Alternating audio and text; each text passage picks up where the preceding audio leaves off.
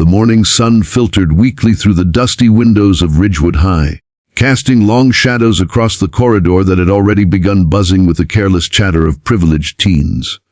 For most students, the school was just another step toward graduation, another routine, another cycle of boredom. But for Mia, it was a battlefield she never asked to fight on. Mia was the kind of girl people often forgot was in the room. Quiet, soft-spoken, and painfully shy, she walked with her head slightly bowed, her dark hair acting like a curtain shielding her from the stares and whispers that had stalked her since childhood. She wasn't wealthy like the others. Her father had worked as a factory mechanic until the accident last year that left him unable to work, and her mother picked up cleaning jobs just to keep the family afloat. Every lunchbox Mia carried to school smelled faintly of detergent because her mother packed it between folded shirts in a hurry before running to her shift. In a school filled with students flaunting designer shoes, luxury bags, and chauffeur-driven cars, Maya's world was painted in cheap sneakers and thrift store jackets. But she didn't complain. She carried her burdens quietly, her dreams tucked deep inside her heart. All she wanted was to graduate, earn a scholarship, and escape into a future brighter than her present. But her silence, her refusal to play the social games of high school hierarchy, and her shy demeanor made her the perfect target for ridicule. The worst of it came from one boy, Adrian Blake. He wasn't just any bully. He was the golden son of Thomas Blake, CEO of one of the biggest corporations in the city. With his striking looks, expensive clothes, and the unshakable arrogance of someone who had never heard the word no, Adrian ruled the school hallways like a prince in his kingdom. Teachers looked the other way when he skipped homework, the principal smiled too wide when his father's name came up, and other students followed him like shadows because being near him meant protection from his cruelty. His cruelty, however, often needed an outlet, and Mia became his favorite canvas. It began with small things, a flick of her pen in class, a laugh at her trembling voice when she read aloud, a shove in the hallway. But the cruelty grew bolder each day, as if his ego swelled whenever she winced. Mia endured it, swallowing her anger, because she believed silence was survival. But deep inside, something darker was brewing, like a fire carefully caged but eager to explode.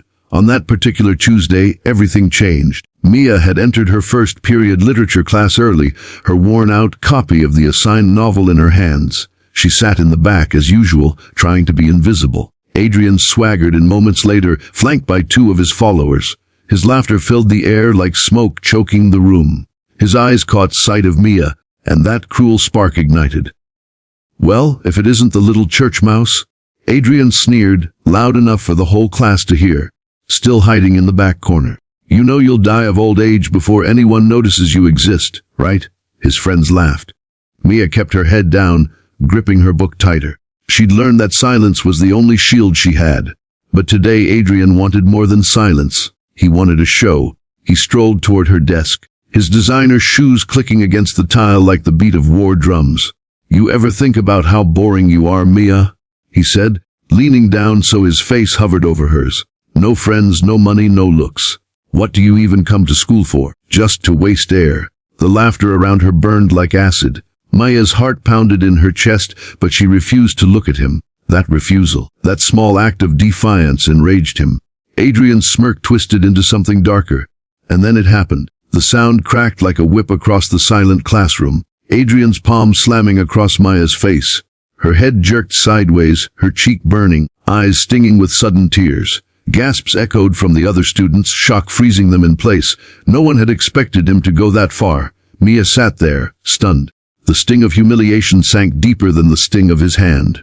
Her shy, quiet world shattered in that single slap. Every humiliation she had swallowed, every cruel whisper she had endured, every night she had cried into her pillow, they all surged up like a tidal wave. Her breathing grew ragged.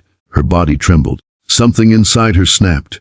Adrian leaned back, laughing, certain he had won yet again. "See, nothing but weak." He didn't finish his sentence. 5 seconds later, Maya's chair screeched backward against the floor. She stood so suddenly that the students closest to her jumped. Her eyes, usually timid and lowered, blazed with a fury none of them had ever seen. Without hesitation, she grabbed the nearest chair. Heavy, solid wood, and with strength born not of muscles but of rage and pain, she swung it across Adrian's back. The crash was deafening. The chair connected with his body, and Adrian stumbled forward, his arrogant grin wiped clean. He gasped in shock, his friends scrambling back. The entire classroom froze, mouths open, eyes wide. No one could believe what they had just witnessed. The shy girl, the silent victim, the invisible shadow, had just fought back.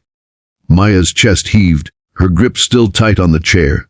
Adrian groaned, clutching his back, his expression a mix of pain and disbelief. The power dynamic of Ridgewood High had shifted in that instant, and everyone knew it. For Mia, there was no going back. She had crossed a line that could never be uncrossed. And though fear crept at the edges of her mind, another feeling burned brighter: relief.